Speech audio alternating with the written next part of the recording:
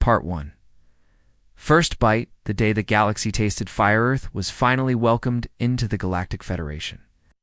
A huge alliance of intelligent species from across the stars. It was a historic moment. Humans had worked hard for this, proving they could travel space, follow laws, and live peacefully with alien civilizations. To celebrate, Earth sent its ambassador, a friendly and cheerful man named Ambassador Lin. To the Federation's Grand Summit, Ambassador Lin didn't come alone.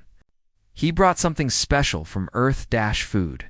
He believed that food was more than just something you eat. To humans, food is culture. It's how people express love, care, and celebration.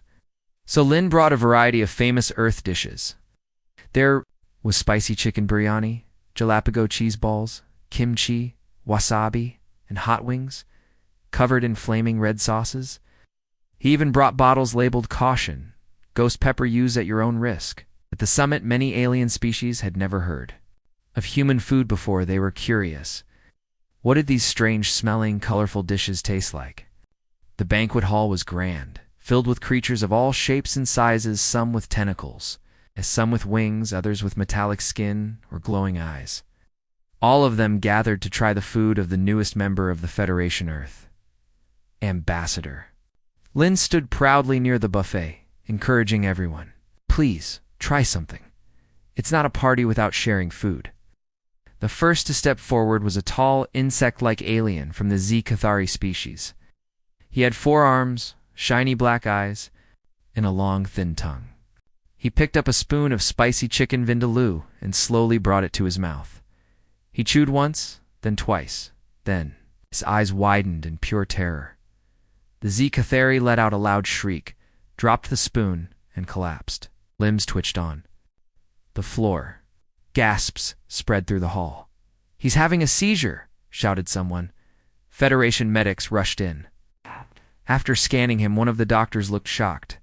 "His nervous system thinks he's under attack. It's not poison, it's the sensation of extreme pain." Ambassador Lin blinked, confused. That was just mild spice. Despite what happened, more curious diplomats came forward. A furry alien from the planet Tarnax tried to bite a buffalo wings.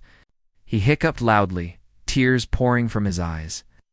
A green-skinned ambassador dipped a claw into the wasabi. She turned pale and coughed for 5 full minutes. One brave reptilian diplomat tried the ghost pepper sauce and promptly passed out. In just an hour, 12 alien diplomats needed emergency care. Some were covered in sweat. Others had lost control of their senses. One even thought he was floating in space talking to stars, from just a few bites of human food. The other aliens were horrified. "Is this some kind of weapon?" one asked. No, Lin said. "Kindly back home. This is dinner." Confused whispers filled the room. They couldn't understand. To most of the galaxy, food was mild, gentle, and calming. For humans, it was often the opposite: bold, spicy, and sometimes painful. But somehow they enjoyed it, even laughed while eating it. "I once cried eating this dish," Lin said, pointing to a spicy noodle bowl, "but it was amazing. We loved the challenge." The alien leaders were stunned. One elder from the Kavari species, who had lived over 600 years, said, "I've never known a species to laugh while burning their own mouths." The galactic news channels quickly picked up the story. Headlines read, "Earth's food sends diplomats to medical bay." Is human cuisine a threat to galactic peace, spice, or sabotage? The Federation reacts. Across the galaxy, people were shocked and curious. How could food be so dangerous? Why did humans like it? Ambassador Lin stayed calm. He gave interviews, offered explanations, and even cooked live on Galactic TV. "It's not about hurting ourselves," he said. "It's about the experience. It's the taste, the heat, the way it makes you sweat, brings people together. Compete to see who can handle the most spice. It's fun." But not everyone was convinced. Many alien governments began issuing safety warnings. "Do not consume Earth food without medical assistance," one notice said. Another warned, "May cause hallucinations, crying, or loss of consciousness." Still, not all aliens were scared. A few brave species actually enjoyed the challenge. Some fire-resistant races, like the Grulin, even asked for hotter dishes. But for most, Earth's introduction to the galaxy came with a powerful message. Their food could not be trusted. At the end of the summit, the Federation held an emergency meeting. Some members demanded that Earth's cuisine be studied, and possibly even banned. They were worried that something as simple as a dinner dish had turned into a galactic incident. Ambassador Lin just chuckled softly. "We meant no harm. We only wanted to share a taste of home." But by then it was too late. The galaxy had taken its first bite and it had burned. Part 2. Spice War.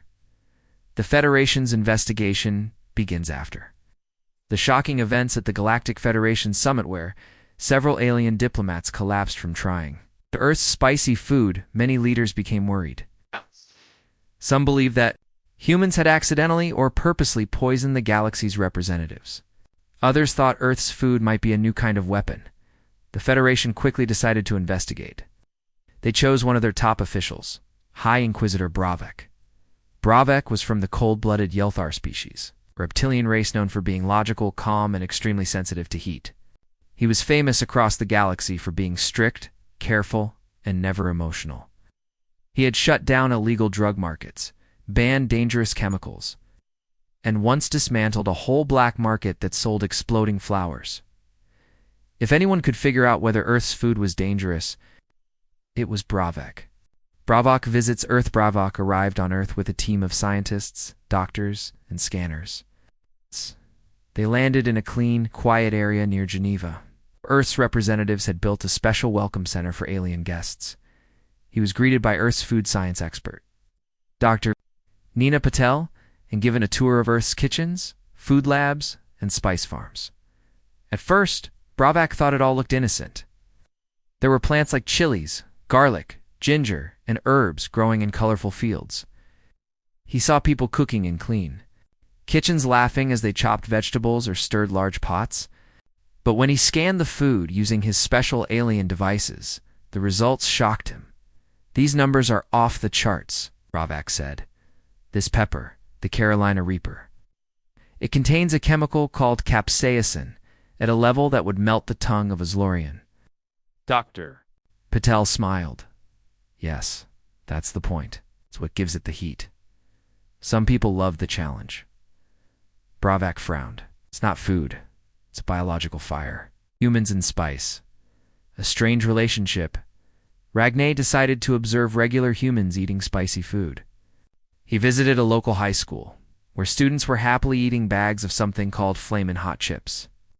One student even dared his friend to eat a ghost pepper on camera.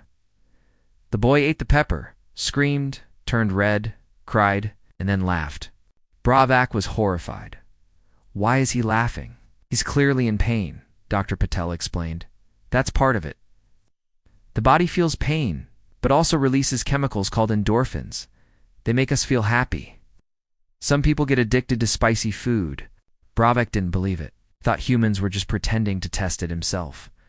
He went to a famous food market in Thailand, where street vendors sold spicy soups and curries.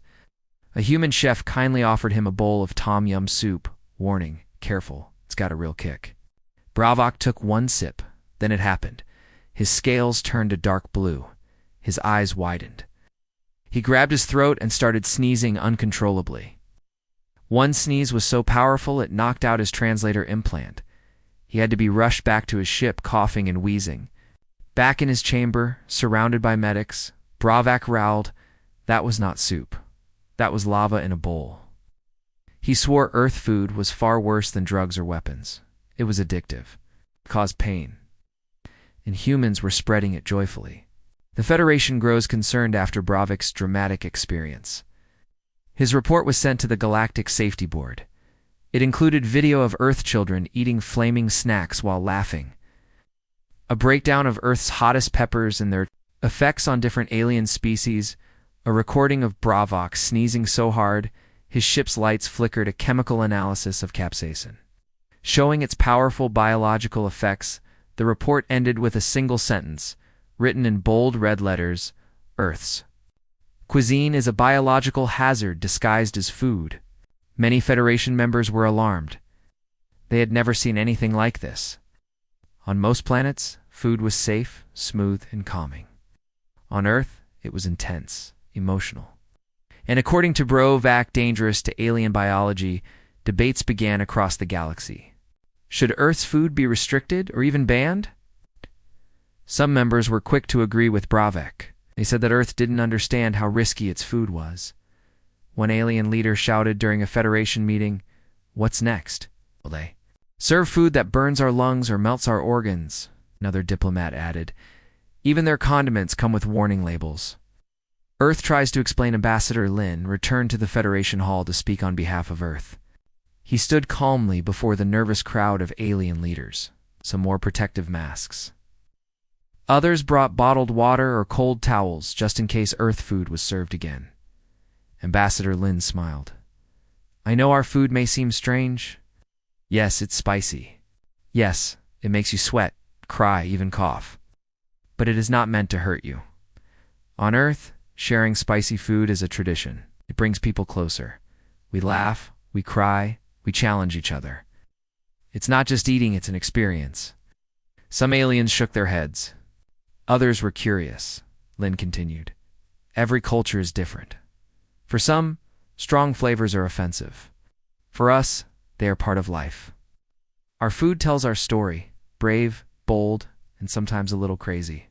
Bravic's final warning, despite Lin's calm words. Brovac gave his own final message to the Council. If the Federation allows Earth's food to spread unchecked, we may see more collapses, allergic reactions, even death. Earth means well, but their food is too powerful for most species. I recommend a full ban until we can better understand it. The Council went silent. No decision was made that day. But one thing was clear. Earth's food had become a galactic controversy. What started as a friendly dinner had turned into a spice war, and the galaxy wasn't sure whether to ban the fire. Part 3. The Great Culinary Debate. Danger. Feast delight. The Federation was in chaos. After High Inquisitor Bravic's report warned that Earth's food was too spicy and dangerous for most alien species, the Galactic Council had to make a decision. Should Earth's cuisine be banned completely? Or should it be allowed with some safety rules? The problem was, not everyone agreed. Split across the stars in the Galactic Council chambers, debates started that lasted for days. Each species had something to say. One group, led by Brovac, another cautious species, strongly believed Earth's food should be forbidden. "Too risky," shouted an amphibian delegate from the planet Drexel. "My cousin licked a chip dipped in ghost pepper sauce and couldn't taste anything for 3 days." A robotic ambassador from the Klaxu system added, "Spice levels above 5,000 Scoville units cause temporary system errors in my kind. Earth food crashed my processor."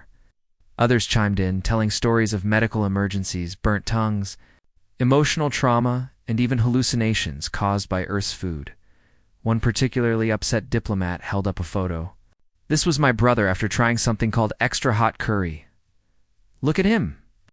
The photo showed a wide-eyed alien wearing ice packs and wrapped in wet towels. But then, the other side spoke up.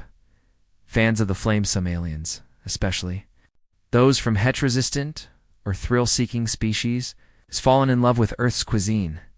Ambassador Rockther from the fire-breathing Grullan species stood up and pounded his claw on the desk. "Your weak tongues cannot handle greatness. Earth's spice speaks to the fire in our souls."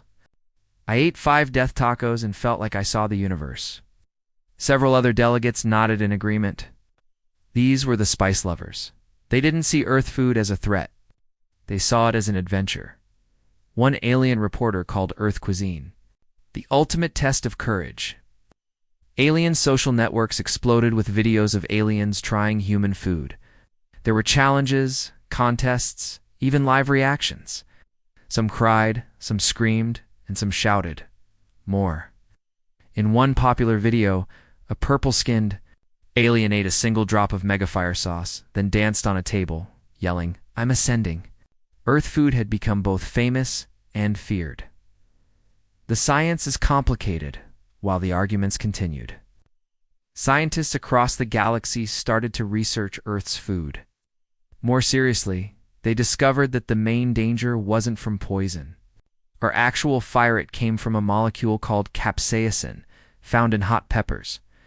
Capsaicin doesn't actually burn your mouth. Instead, it tricks your nerves into thinking you're being burned.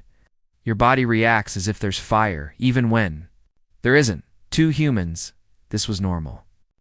Their bodies adapted over time, and many even enjoyed the feeling, but to most alien species, capsaicin had never existed in their food systems. Their bodies couldn't handle it.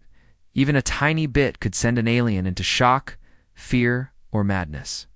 Some scientists also found that humans had other aggressive ingredients in their food. Wasabi, which attacks the nose, ginger, which causes heat and sharpness, mustard stings in the mouth. The final report was clear. Earth food was not deadly, but it was extremely intense. And most alien species needed training, medical backup, or protective gear to eat it safely. The question now was, should the Federation treat Earth food as a cultural treasure or a biohazard? Ambassador Lin speaks again. Ambassador Lin was called back to speak before the council. This time, he brought food not to serve. But to explain, he held up a red chili pepper. "This tiny pepper has caused so much confusion," he said with a calm smile. "To you, it's terrifying. To us, it's just a part of life." He placed it down gently. Earth is a world full of challenges. Harsh weather, wild animals, even dangerous plants. We grew up adapting, and we brought that to our food. It's bold, it's powerful, and yes, sometimes it makes you cry. But that's why we love it. He showed pictures of families eating spicy meals together, children giggling, friends sweating and laughing. Even weddings and festivals where spicy food was the main attraction. Our food is how we connect. It's not meant to hurt others. We never expected you to eat it without preparation. We just wanted to share part of ourselves. Some delegates looked thoughtful. Others still wiped sweat from their foreheads, just remembering the spice. The Federation votes. Finally, it was time to vote. Option 1, ban Earth cuisine completely. Option 2, allow it with strict controls and warnings. Option 3, do nothing and let species decide for themselves. After much discussion, the council chose option 2. Earth cuisine would not be banned, but it would be classified as Class 4 culinary hazard. This meant humans could still cook and serve their food. Alien species had to sign spice waivers before eating it. Human restaurants needed to post clear warnings and have emergency medical kits nearby. Certain high-heat ingredients, like ghost peppers and Carolina Reapers, were labeled extreme use only. Some aliens cheered, others sighed in relief. The decision made Earth proud, but it also made headlines across the stars, Federation declares. Earth food a hazard but too tasty to ban? A new kind of fame after the vote. Something unexpected happened. Alien tourists began to flood Earth not for its beaches or mountains, but for its food. They wanted to try spice tourism. They came with doctors, ice packs, and milk bottles, and lined up for inferno wings, firestorm tacos, and spicy ramen challenges. Restaurants posted signs like, "Warning, try at your own risk. Finish the death curry." Get a t-shirt, now serving the dish that made Bravak cry. Earth's food had become a galactic legend, and in the end, what had started as a disaster became something else. Humans weren't known for war or advanced weapons. They were known for something even more powerful: flavor. Part 4. The ban backfires, black markets, and burned tongues. The Galactic Federation thought that putting strict rules on Earth's spicy food would solve the problem. Earth cuisine had officially been labeled a class for culinary hazard, meaning dangerous but not illegal. Earth restaurants could still operate, but aliens needed to sign waivers before eating. Warning signs, spice limits, and medical help were now required. The council believed this would keep everyone safe. They were wrong. The ban only made it more popular. Instead of stopping the spread of Earth's spicy food, the new rules made aliens even more curious. Now that the food was labeled hazardous, it seemed cool and exciting, like a challenge or a dare. Soon, aliens started calling Earth food fire snacks or pain meals.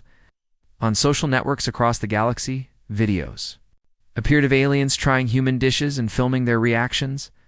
Some cried, Some coughed. Some fainted, and millions watched and laughed. One viral video showed a three-eyed alien from the planet, Zunok trying a drop of ghost pepper sauce. After a few seconds, he screamed, ran in circles, jumped into a fountain, and then shouted, "I regret nothing." The video got 92 million views in 3 days. A new trend had begun: spice challenges. Aliens dared each other to eat the hottest things humans had to offer. They treated it like a game. The more painful the reaction, the better. But not all challenges ended in laughter.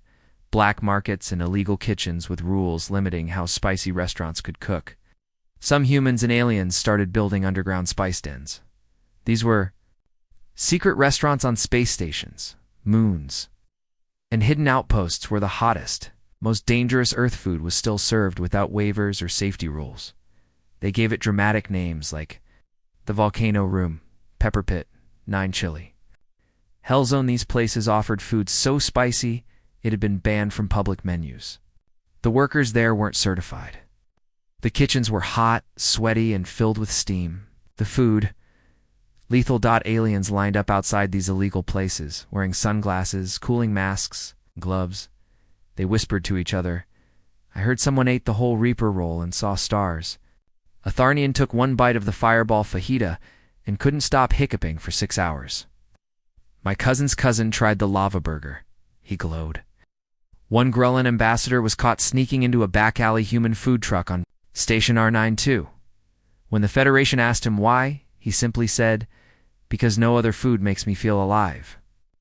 The Federation grew worried again. Banning ingredients had only created a black market. Spicy food had become the galaxy's newest addiction.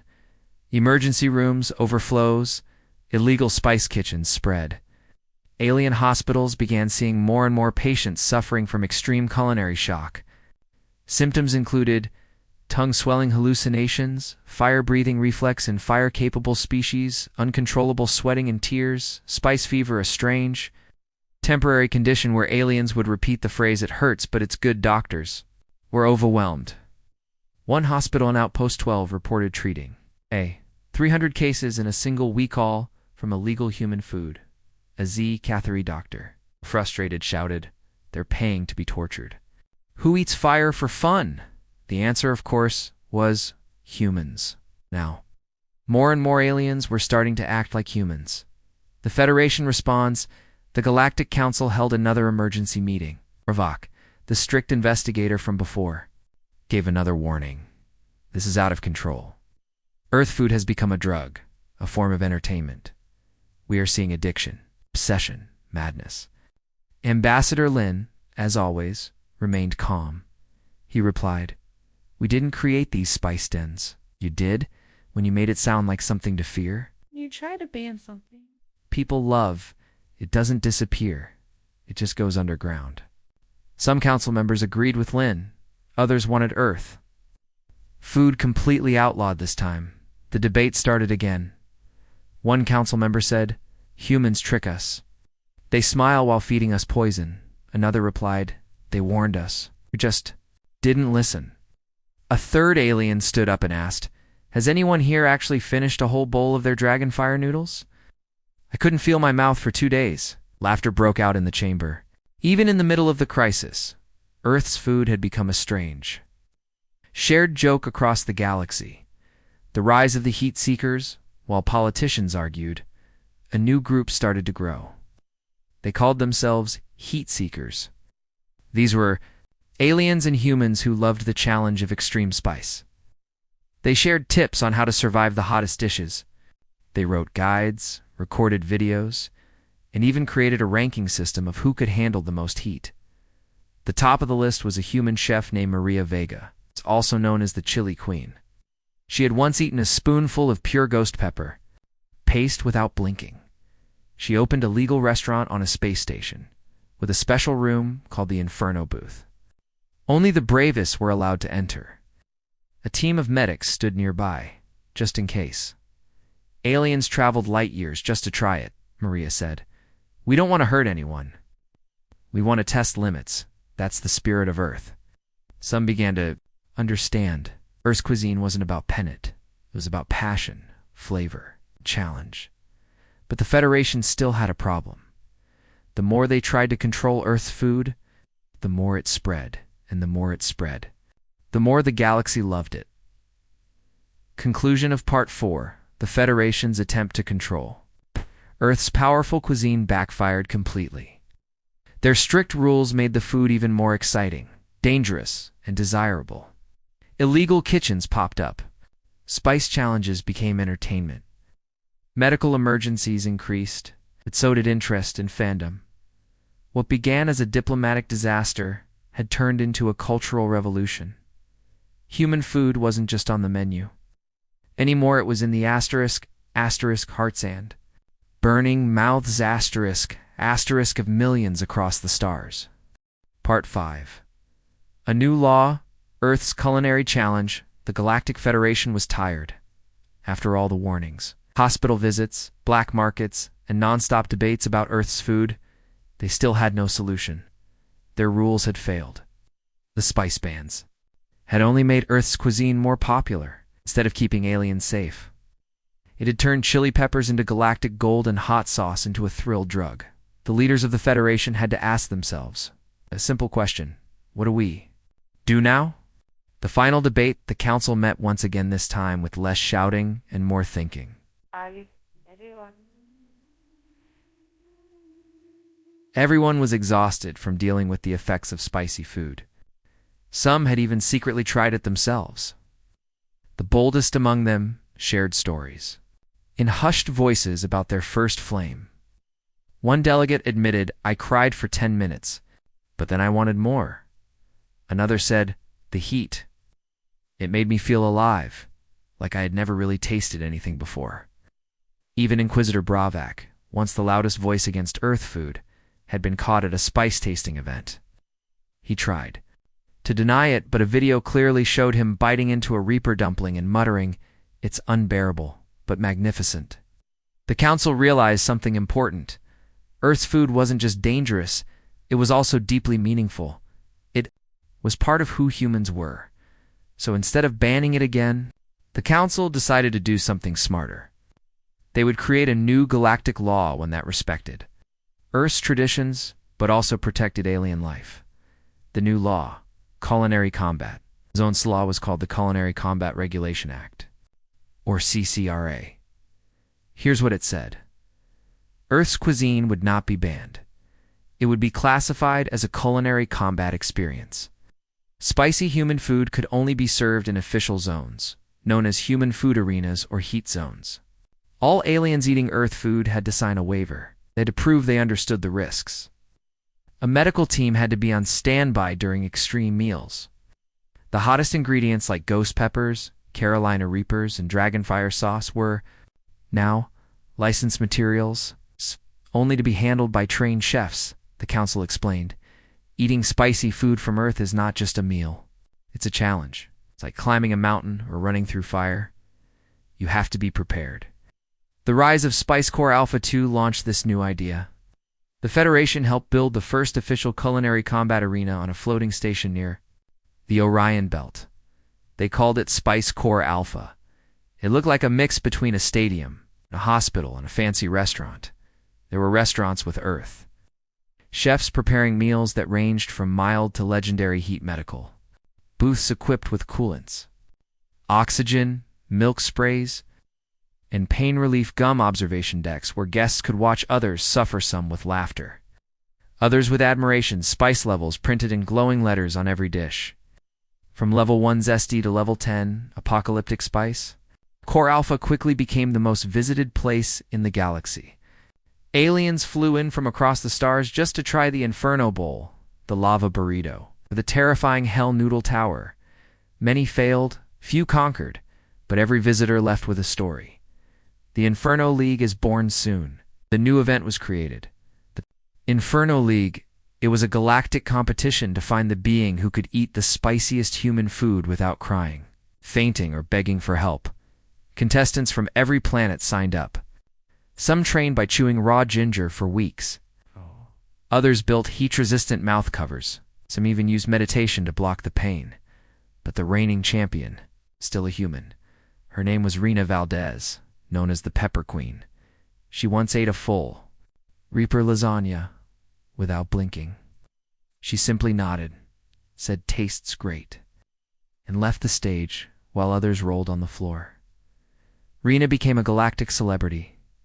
She said in an interview, "For us, spice isn't pain, it's power, it's poetry. It's proof that you're alive." Aliens loved her, so did humans, and so did the galactic economy, because Earth's food was now worth trillions of credits. Cultural respect wins the day despite the jokes and the fiery disasters. The Federation learned something important. Earth's food wasn't about hurting people. It was about sharing an experience. Yes, it was intense. Yes, it was dangerous for many, but it was also joyful, emotional, and full of life. Alien cultures began to adopt new food customs. Some created fusion dishes, mixing Earth spice with their traditional recipes. A popular dish on the planet Solathar was molten moss curry, a blend of local plant paste and Earth chili oil. Even Bravak. Now, a retired officer opened his own safe spice diner for cautious newcomers. It was called Bravak's Burn and became wildly popular among tourists. Ambassador Lin, who had started the whole journey by offering spicy food at the first summit, was honored with a Galactic Culinary Peace Prize. He simply said, "Food is the oldest language in the universe, and sometimes it just needs a little heat." Final thoughts: humans changed the galaxy. Again, humans didn't use weapons to change the galaxy. They didn't build the biggest ships or have the strongest armies. They didn't need to shout or threaten. All they did was bring their food, invite everyone to the table. What started as a single spoonful of spicy curry caused panic, fear, and confusion. But in the end, it also brought laughter, courage, and connection. Now, across the stars, millions say proudly, "I survived Earth's spice, and I want more."